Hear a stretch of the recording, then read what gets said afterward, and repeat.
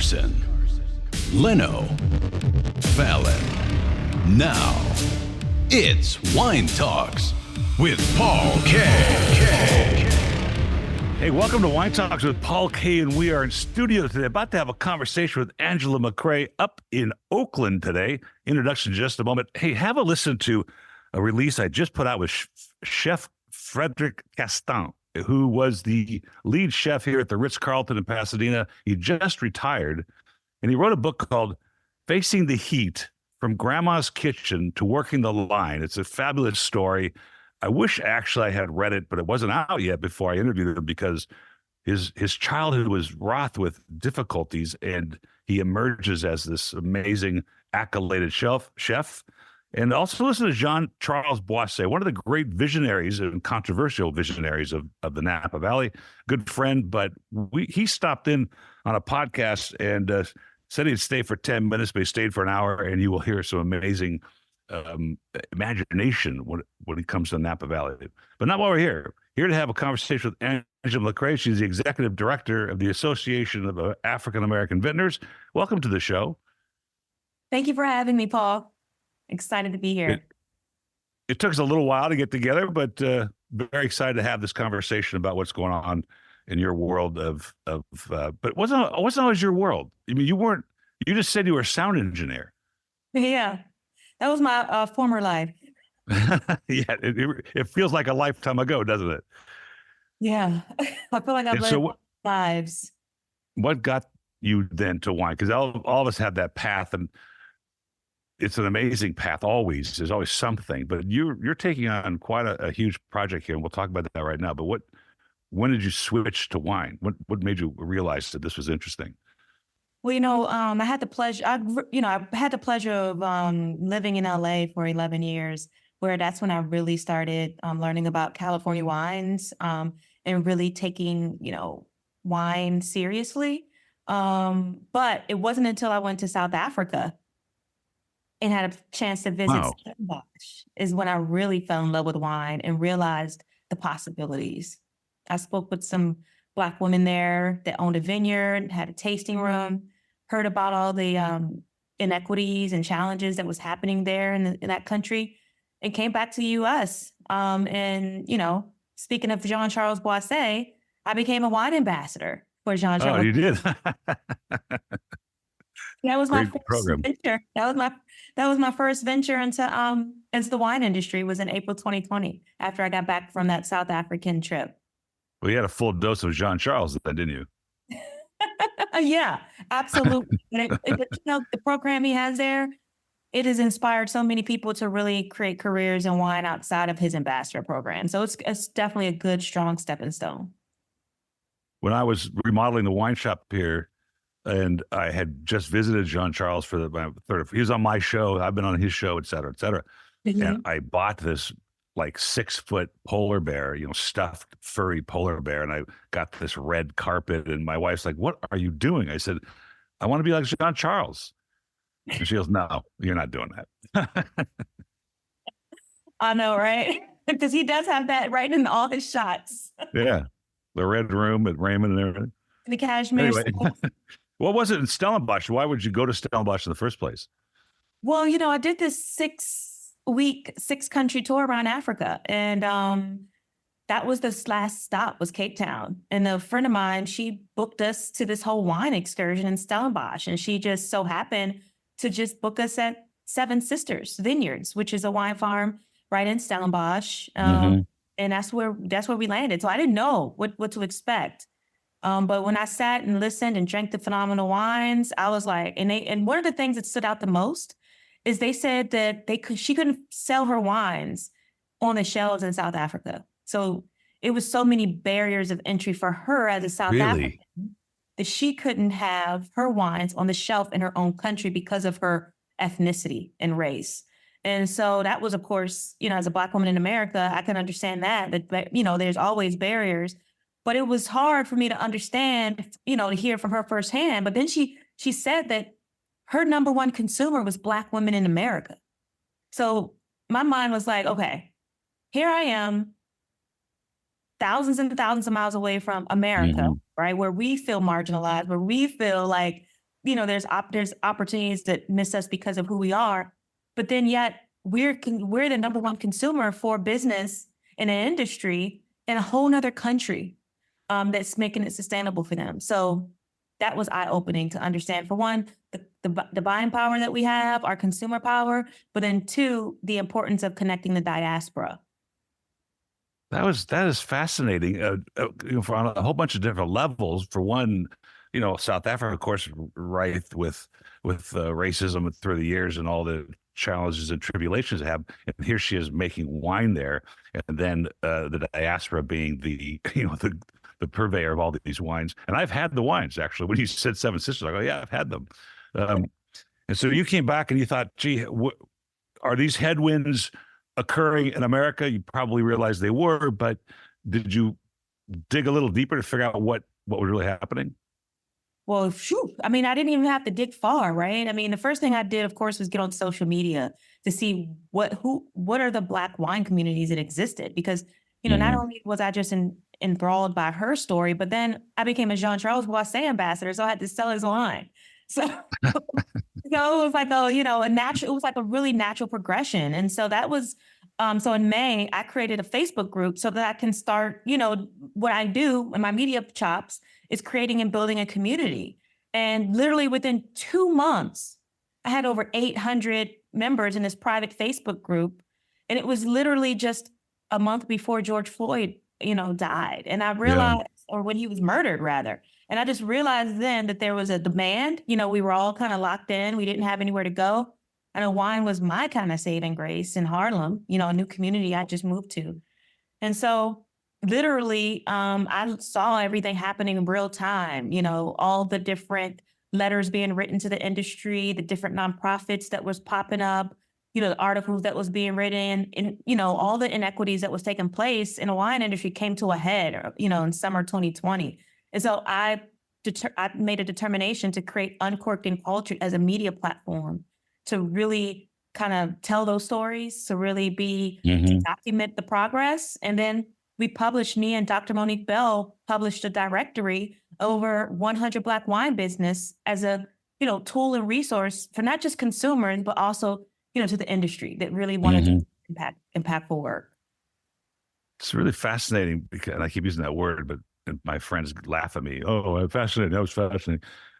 Actually, before I go there, I have so much respect for Jean-Charles, despite his controversy being in the Napa Valley, because in fact, when I decided to sell my company, I called him just to bend his ear a little bit because, it's a big decision and he's been in the industry for a long time and we had a nice chat, and that's how much I respect the guy. So I think you start out in a good place for learning maybe the alternative side of wine business.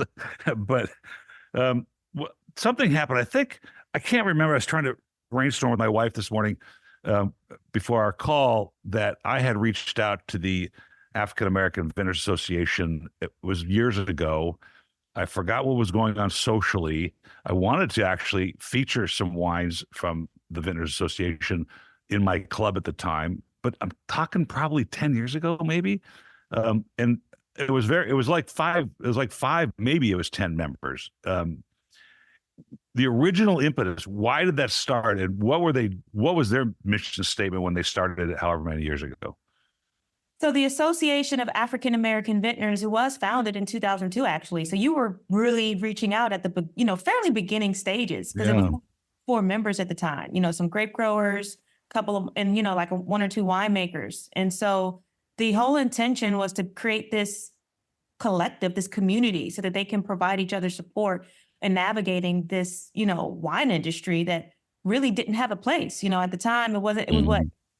The Browns at the time. States.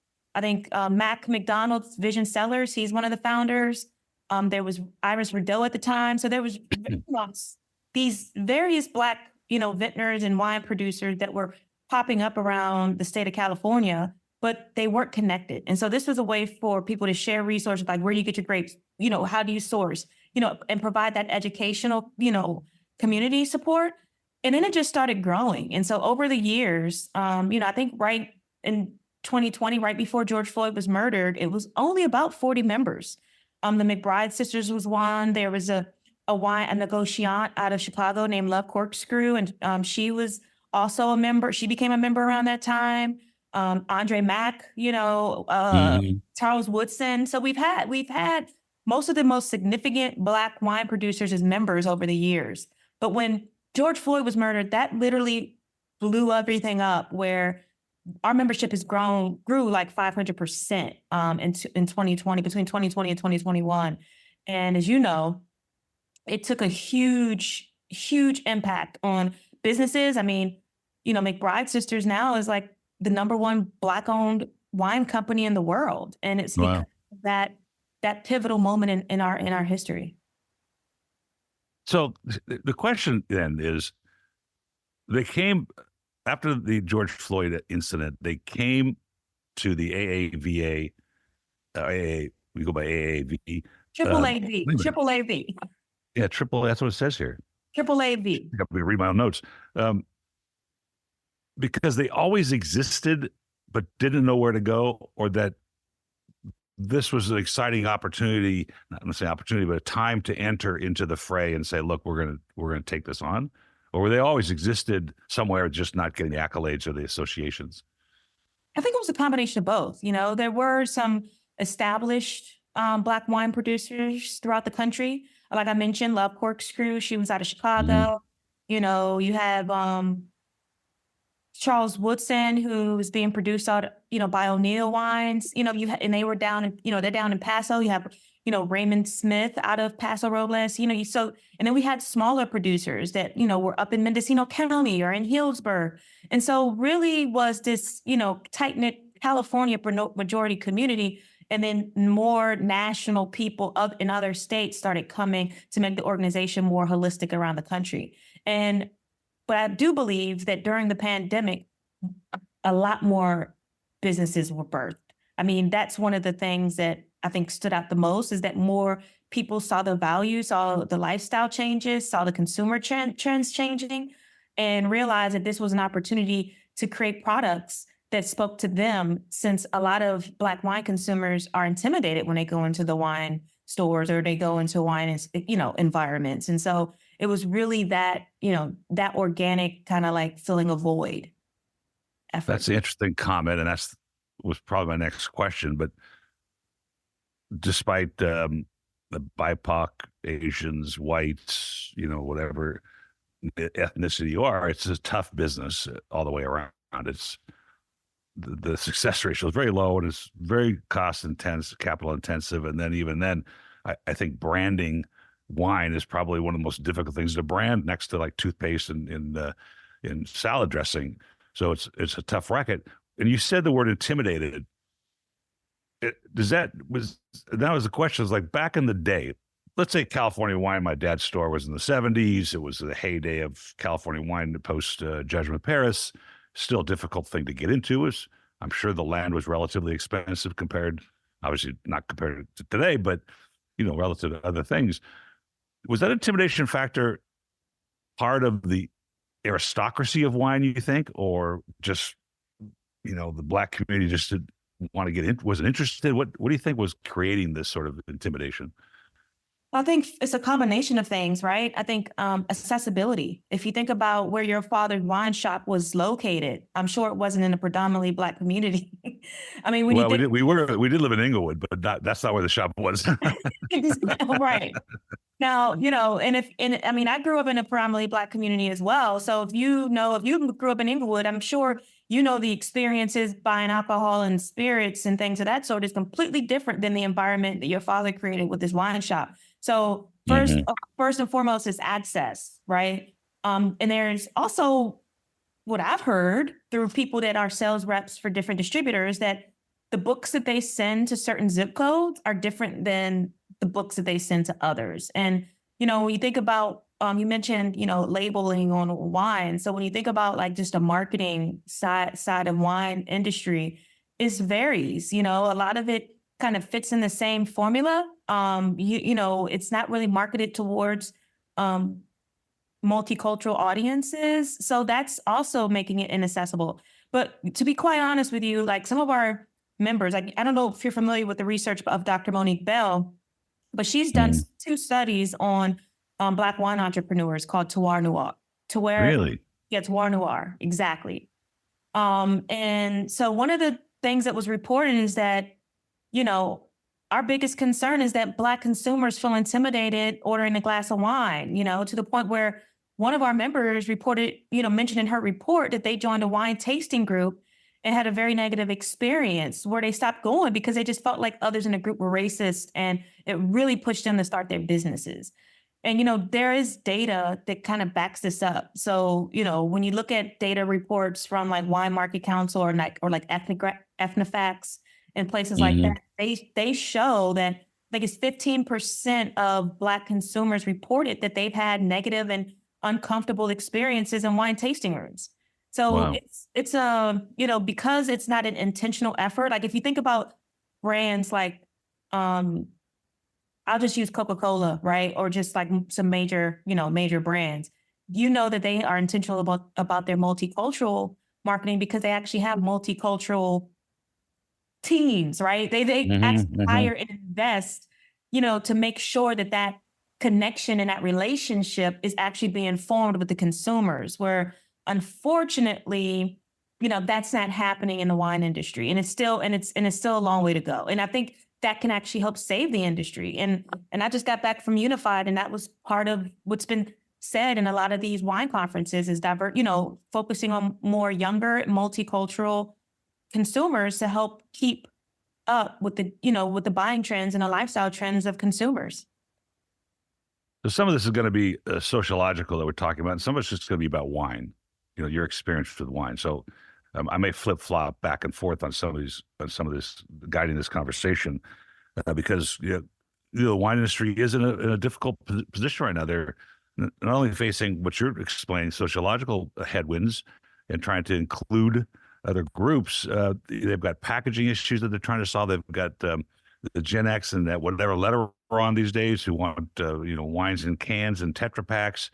And then they're wrestling with this traditionalism of what a glass of wine should be or has been over the last 12,000 years.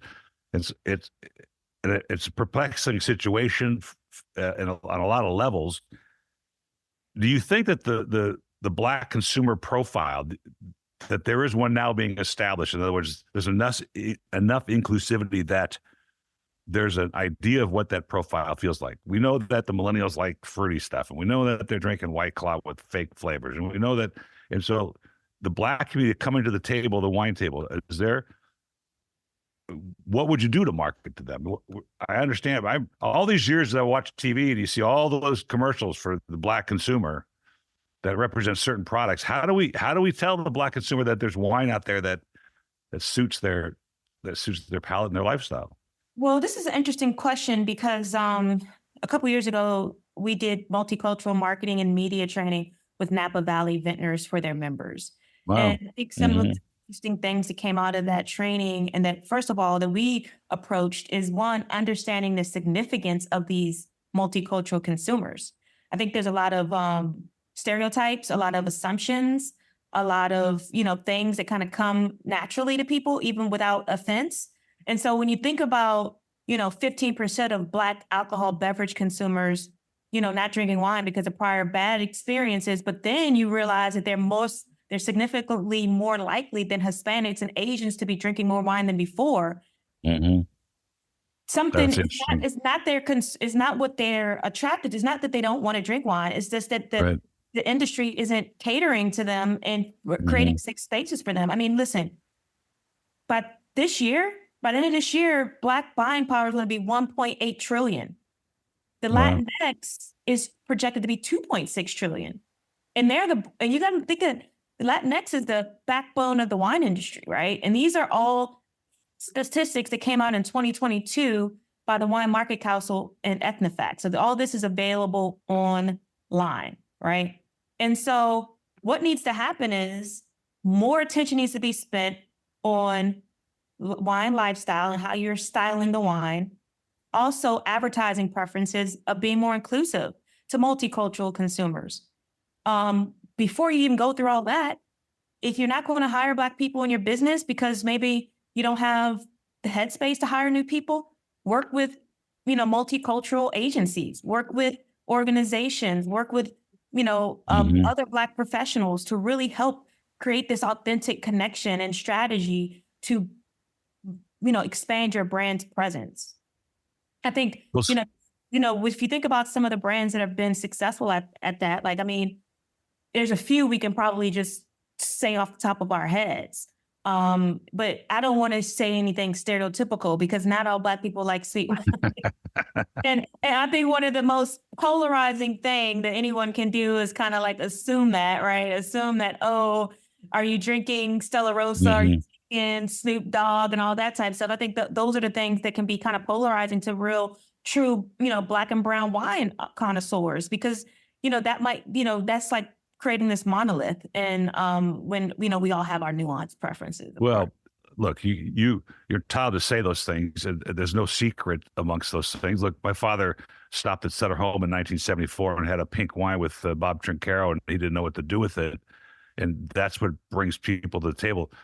It distresses me as, and I wasn't always like this. Wine was business for me for most of my career.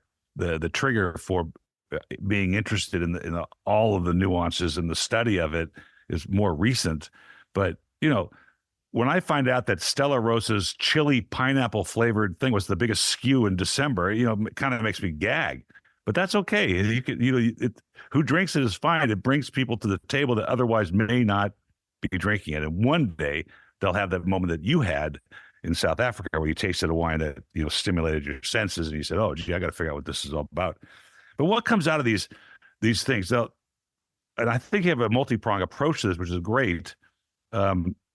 The gentleman at the Press Restaurant in Napa just won, the Som of the Year.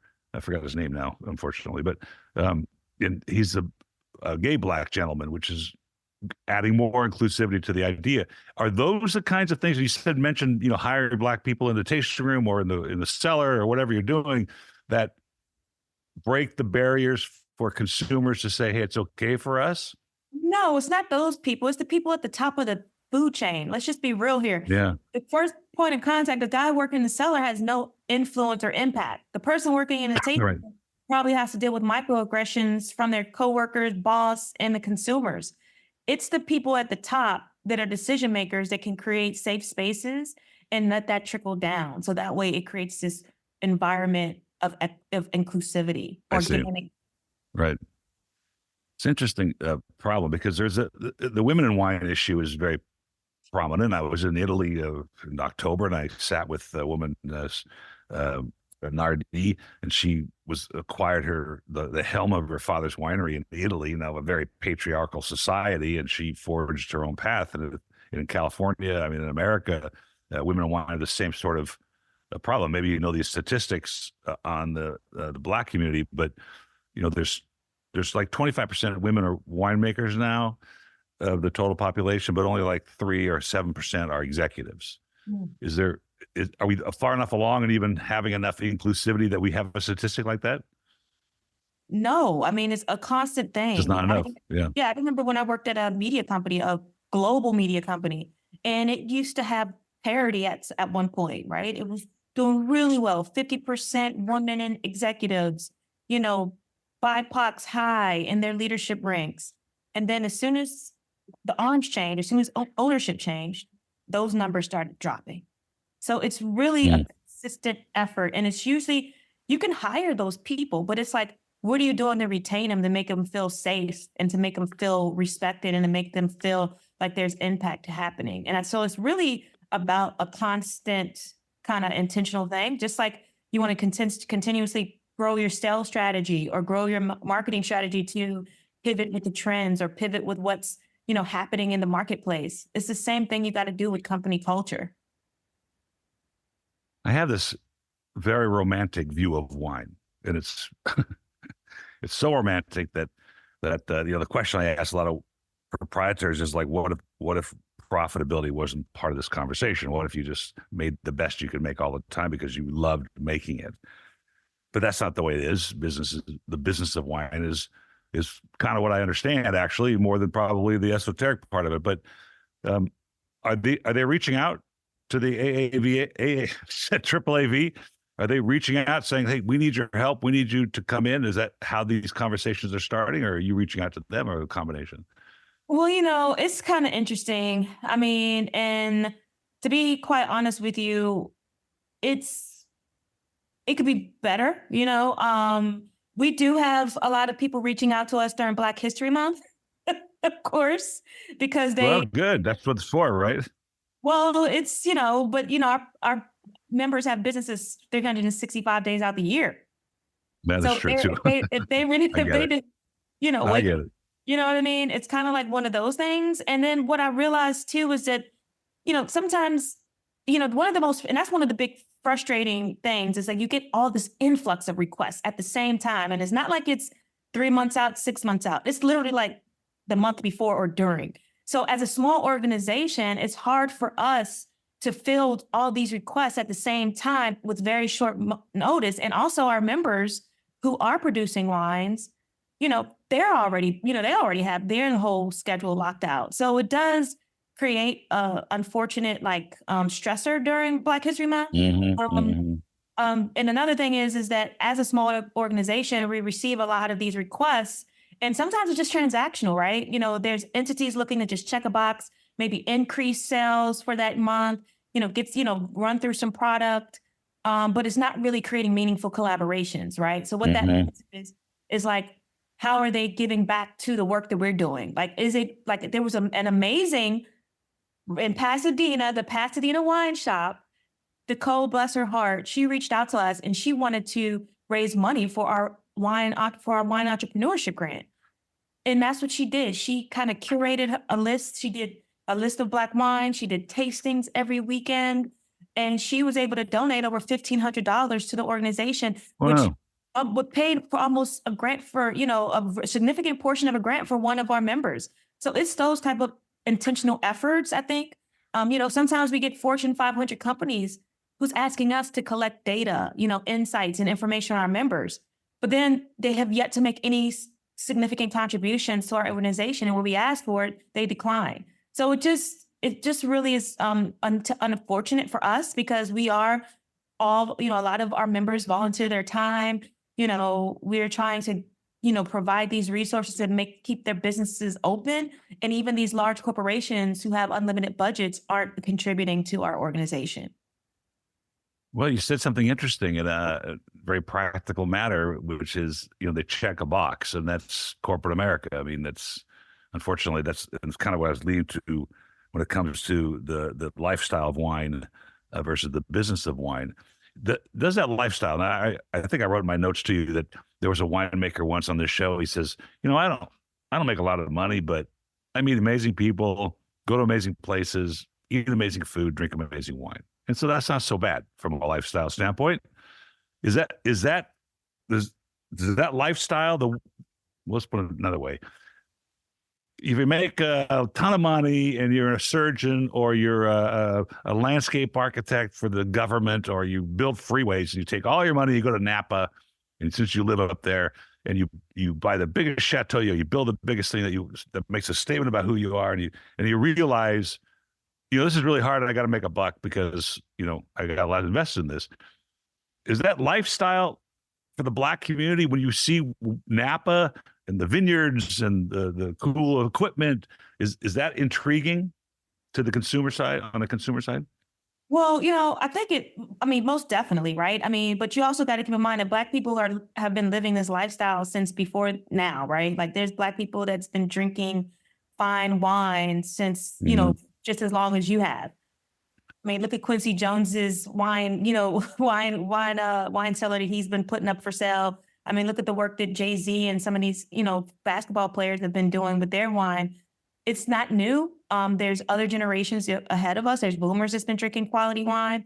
But I do believe, for me personally, I pivoted from media to wine for the lifestyle. I realized pretty early in my media career, working in broadcast news, breaking news, work that stresses you out. And I knew that it was important for me to have a career and lifestyle that was aligned with my passions and joy. So I personally made that switch, because I wanted to have different lifestyle, and I wanted to experience it. And I'm going to be honest with you, moving to Sonoma recently, this past year, has definitely changed my lifestyle significantly. It's a lot slower pace. It's a lot more fine dining. I mean, I was living in Harlem, so I did eat Yeah, well. yeah. My daughter lives in Ireland. I know, I get it. I was in Manhattan eating well at the Michelin star, Yeah, right. But it's burning the costing you a boat fortune to again. do it. It cost me a fortune in Sonoma too, but sometimes you get to do it for free. Yeah, that's true. Yes, I want to get to the organization a little bit about the grants and things, but I will mention that when the Snoop Dogg Cali Red came out, I go, "Oh my gosh, what are you doing?" I mean, come on, man! And I retract on the business side of wine, which is, I bet that has done wonderful things for. Well, first of all, Treasury sells tons of it, so that's one thing for their bottom line. That's how they can afford to pay $1 billion for Dow, right? So, but the fact that it's Snoop Dogg, is that resonate anywhere in the community? Is like, hey, Snoop Dogg's got a wine, and let's support it. I mean, during the pandemic, I definitely saw a lot of that in social media, right? A lot of people was buying it, was posting about it, was doing reviews. Yeah. I mean, I bought it. I wanted to try it. I've tried as many wines as I can. Especially when I was at home. I joined a lot of wine clubs, natural wine Yeah, clubs. good. I worked at a local wine shop that was owned by a Frenchman. So I tried all different. I would work specifically on Mondays, sit with the sales reps because We were killing it. I mean, we were killing it in COVID.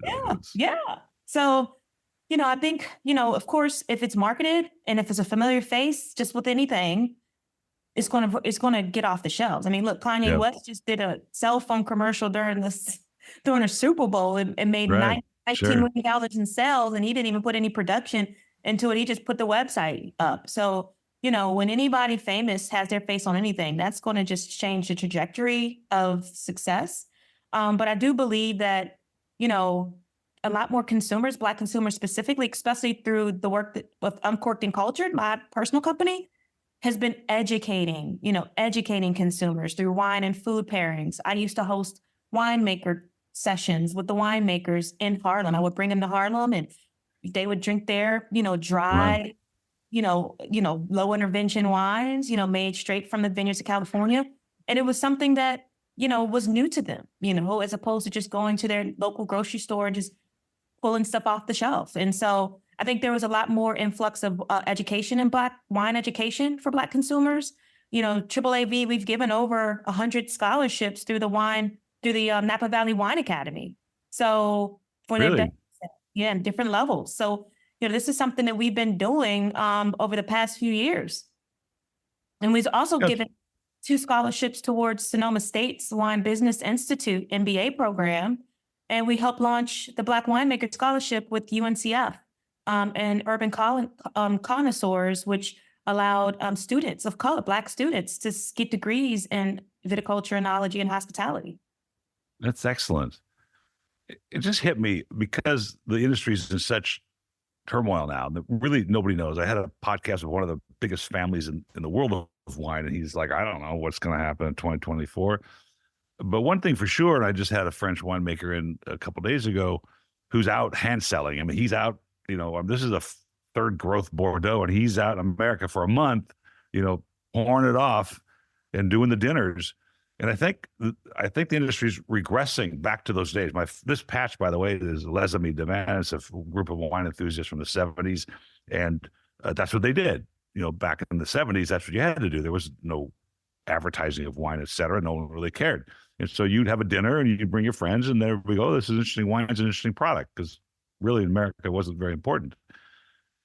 Maybe it's good for the Black community and the Black winemakers and the AAAV that the whole industry has backing into this sort of hand sell. Let's get together. Let's have a glass of wine together. Let's share the stories, because it is about the story. I mean, let's just face it. The fact that I got this online, for $3 isn't a story. That's not a very good story. The story really is who made this wine, why they make it, how did they come to the industry, and what's their philosophy that came into this bottle. With the AAV, you were talking about grants, and I think that's a fabulous thing to do. My wife and I are very active in Armenian causes that provide education for kids that are coming into whatever industry they want to get into. Um, is there a retail component to this where you're encouraging people to open stores? Are they trying to become educated in wine? Do they want them to become winemakers? What kind of grants and what kind of professions are they looking for? So, I just mentioned all the different scholarships that we offer, primarily in wine education, through the Napa Valley Wine Academy, but then also through wine business through Sonoma State University, and then the Black Winemaker Scholarship, which is with the United Negro College Fund, and that is primarily focused on enology, viticulture, or hospitality. One of the things that I think we've also really done this past year, there was 2 initiatives we launched. One was our Harvest Intern Scholarship, where we provide a stipend of $2,500 to interns willing to work with our vintners or our Wow. business owners. And this allows people to come do harvest. Sometimes, if you're not living in California, particularly in Northern California, it's hard to work harvest. There's long hours. Mhm.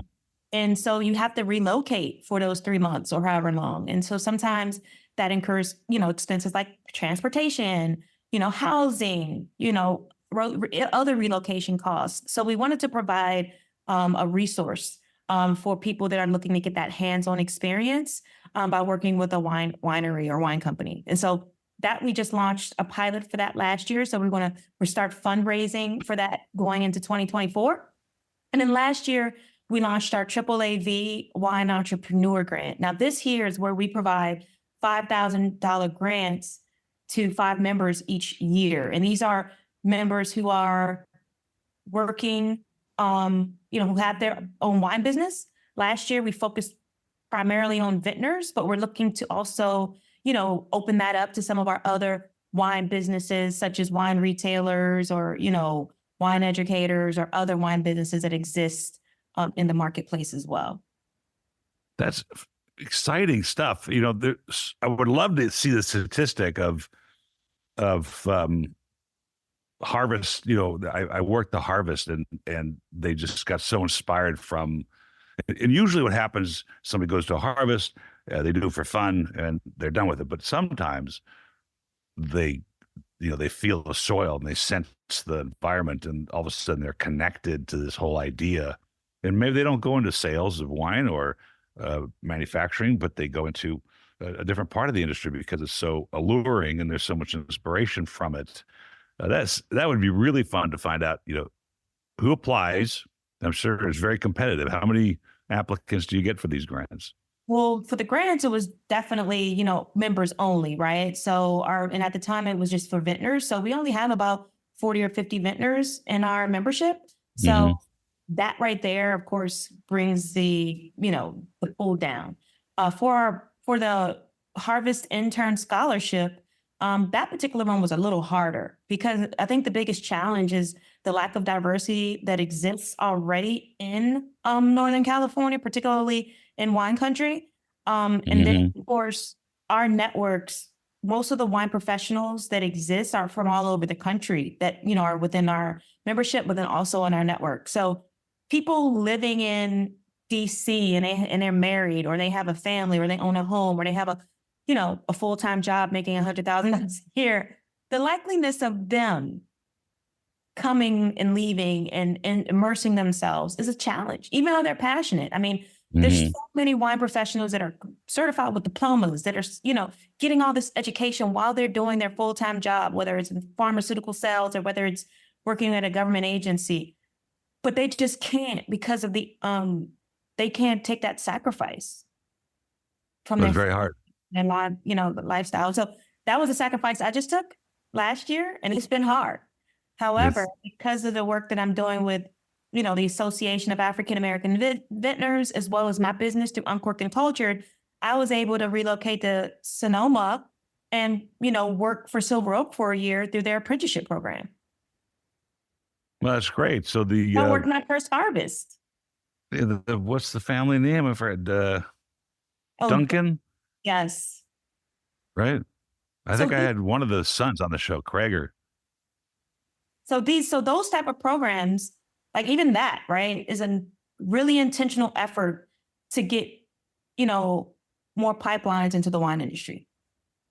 Well, you got courage, to bite all that off and to jump into the fray, because this is, I don't, it's hard. I can tell you, my last year, we would have not made money this year. This is my 35th year of selling wine, 17 million bottles, and if I did not sell the company in May of 2023, I wouldn't have made money. I would have lost money. It's just so dynamic. So what you're doing is noble, and to be encouraged and inspired by, for other people to try and to break into, and to chase the dream a little bit, to see if you can make an effort and make a change in somebody's life. And that's kind of what you're doing. Thank you.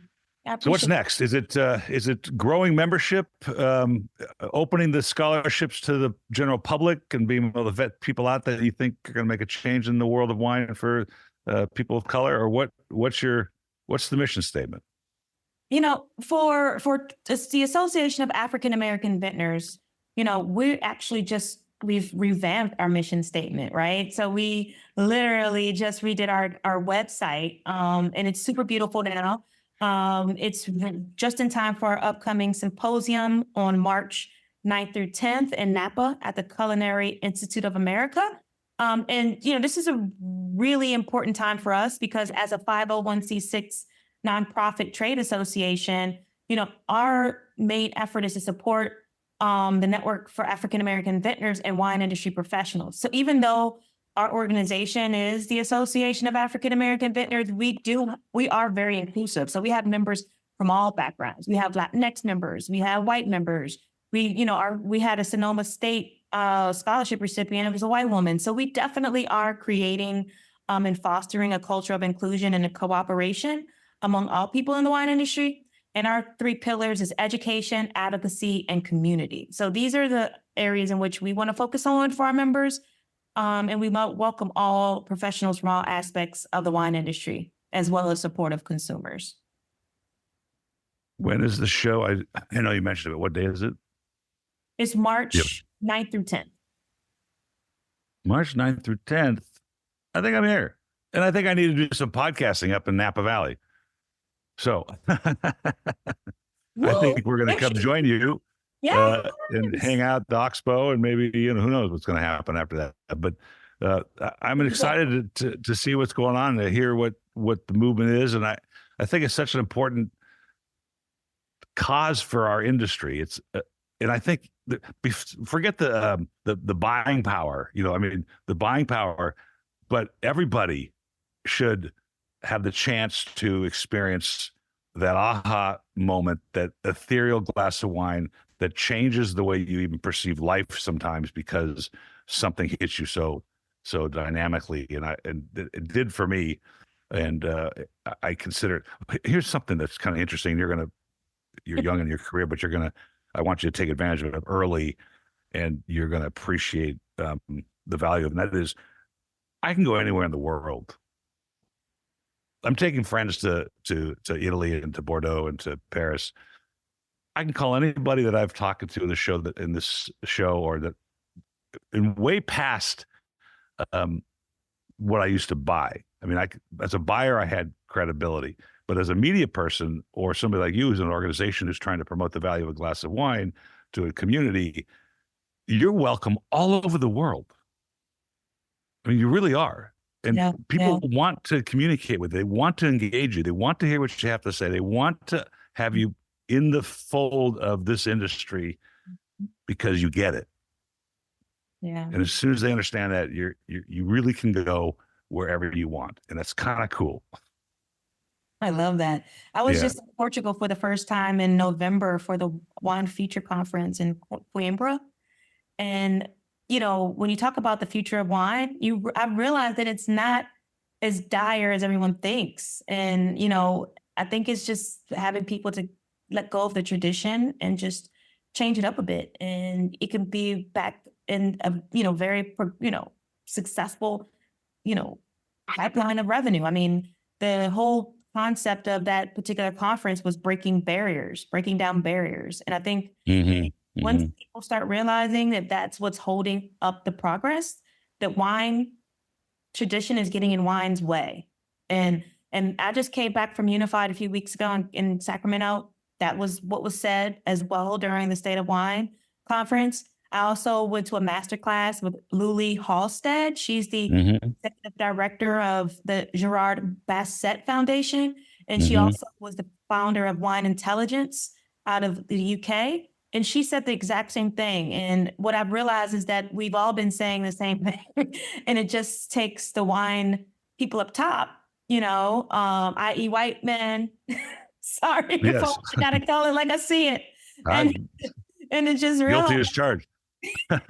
Just realize like, hey, things are changing. We can't always keep it the same. We got to figure out, we got to change with it. And that's what's going to keep it sustainable and successful. Well, it's sad to think that the way the industry is going to grow is to like include people. And like, why would that have to happen? It shouldn't have been already included, but I'm glad that these organizations exist and that's what's happening. But it just seems odd, not odd, but it seems sad that that they weren't included in the first place, or that the aristocracy of wine sort of created this intimidation factor, which, by the way, that occurs in all races. Many people are intimidated by wine. They're intimidated by me being at dinner, which I have no intention of intimidating anybody. We get it, we understand it, but my idea is I just want you to feel that moment when you taste wine, and whether you're Chinese or black or American or white or Indian. I'm looking at the Indian, the country of India. Their first MW, they know nothing. I mean, she's putting out videos like how to hold a glass. I mean, it's really quite amazing. And so I think the market is about to open up. Yes, that messaging is important messaging that you're talking about. Yeah. Then we will work on the nuances. But the thing is, in India, they're not going to be understanding what brambleberries and stone fruits. That's right. So it's also the language of wine. And there's some amazing people like the wine linguist, Elise Achayo. She's based in Boston, and that's what her focus is. It's like changing the language of wine and making it more inclusive. And so we just got to just be open and not so judgmental and not so elitist when it comes to wine. Just because someone looks a certain type of way doesn't mean they're going to spend $300 or $400 or $500 for a bottle of wine. You'll be surprised the customer base. I went to the East Day, and you should see how diverse it was. Wow. And people are they're spending money to come, and they're buying bottles, and they're enjoying themselves. And my friends spend a lot of money on things, and if someone can spend whatever $600 or $500 for some sneakers, or well, you don't see me doing that for like Moet or like wines just because it's marketed well. Yeah. They'll spend that money for wine that actually tastes better and is high quality and actually isn't mass produced. So, and I don't want to I don't know if I was appropriate for even using those examples, but I guess the point I'm trying to make is that people will spend money for the things where the demand is created, but it does require some investment in marketing and some creative that is going to tap into a new consumer base. Well, imagine how in its infancy it is, right? I mean, just imagine the power of the volume that you can bring to the table in sales volume, if that's what you're talking about, because there's a whole growth of the wine palate, right? I mean, you can see certain countries. You just talked about India's palate is in the very beginning of stages, so we have a whole career ahead of the whole country on tasting and learning about wine, and the Asian communities as well. I mean, Japan's well ahead of the curve of China, and now we have the Black community who's got lots of growth in front of them to learn and understand the value of a glass of wine like that. I just hope it's not, pineapple flavored Stella all the time. I mean, I hope we grow out of that into something else. But my thing and what I do with the show and what I have trying to produce a TV show on, and it's come around now, it's evolved to telling the stories of wine. This is the story we're talking about today. Your story of wine. It's an important story. When they finally somebody tastes the Browns wine, and they go, "Wow, this is one of the first Black vintners in Napa." What a great story to tell and to taste. And then every time you taste that glass of wine, or like you belong to clubs, every time you got that box of club, you remember the day you went to Raymond Vineyards and had a glass. That's what it's about. And so my idea is let's go into Snoop Dogg's cellar, or let's go into Quincy Jones's cellar, and let's just walk down the aisle and grab a bottle of wine and say, where'd you get this? And they tell the story. And I said, do you know the real story of this winery? And we go to Europe or we go to California, we tell this cool story about how this wine ended up in the glass. And it's the only product in the world that you could do that with, right? You don't do it with widgets. You don't do it with semiconductors. You don't do it with chairs or furniture. You do it with wine because there's something unique. It tells a story of the year. It tells a story of the people that made it. And I'm so proud to know you, to be part of this organization, to be witness its growth. We want to help participate in that. So we'll be talking about that off camera a little bit, but pleasure speaking with you today, and I hope that things go well for you this week and the rest of the week. And I will make every attempt to get there on the 9th. I don't think we're going to be out of town. I think we're traveling February 24th until like the 1st, and then in May. So I think we're all right. Well, I'm going to make sure I send you the details, Paul. Yeah, And you send it to me. discount to our host hotel. How about that? Thank you. I appreciate that. Real pleasure. It's really, I do respect what you're doing and trying to expand the boundaries of the wine industry because we need it. And it's, I've watched it long enough. Cheers. Cheers. Thank you for having me and providing me a platform to tell our story.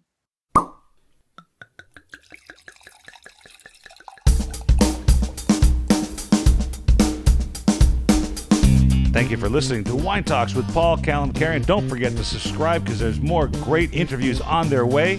Folks, have a great time out there in the wine world. Cheers.